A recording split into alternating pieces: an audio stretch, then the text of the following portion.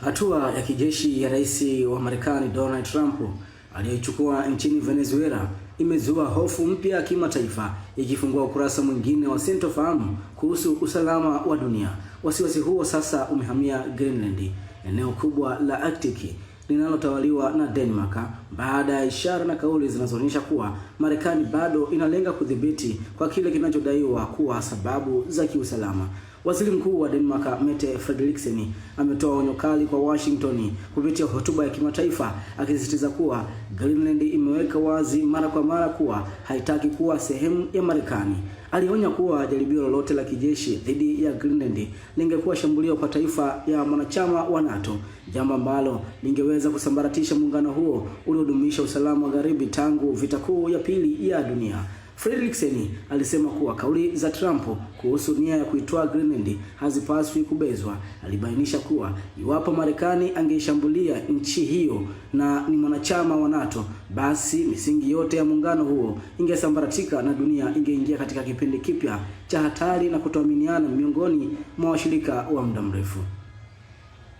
Kwa upande wake, Trump amesisitiza mara kadhaa kuwa Greenland ni muhimu kwa usalama wa taifa la Marekani. Akizungumza na waandishi wa habari ndani ya Air Force One, alisema eneo hilo limezingirwa na ushawishi wa Urusi na China, akidai kuwa Denmark haina uwezo wa kulilinda ipasavyo katika mazingira mapya ya ushindani wa kijeshi duniani. Kauli hizo ziliungwa mkono na washauri wake wa karibu, akiwemo Stephen Miller aliyedai kuwa Greenland inapaswa kuwa sehemu ya Marekani, japokuwa aliepuka kuthibitisha wazi kuwa nguvu za kijeshi zingetumika.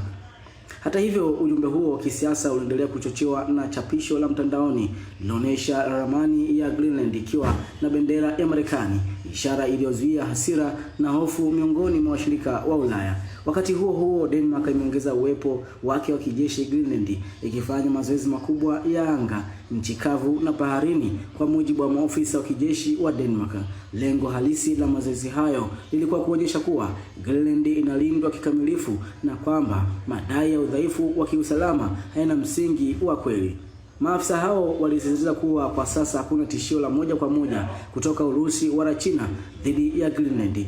Walisema hali ya hewa kali, mandhari magumu na ukosefu wa miundombinu hufanya eneo hilo kuwa gumu sana kwa kuvamiwa, kinyume na madai yanayotolewa na Washington. Hata hivyo, pamoja na juhudi hizo za Denmark, msimamo wa Marekani unaonekana kubaki kuwa kitendawili. Utawala wa Trump uliotiwa moyo na kile kinachokiona kama mafanikio kijeshi nchini Venezuela unaendelea kuweka mustakabali wa Greenland na mshikamano wa NATO katika hali ya sintofahamu, huku dunia ikitazama kwa wasiwasi hatua hii inayofuata.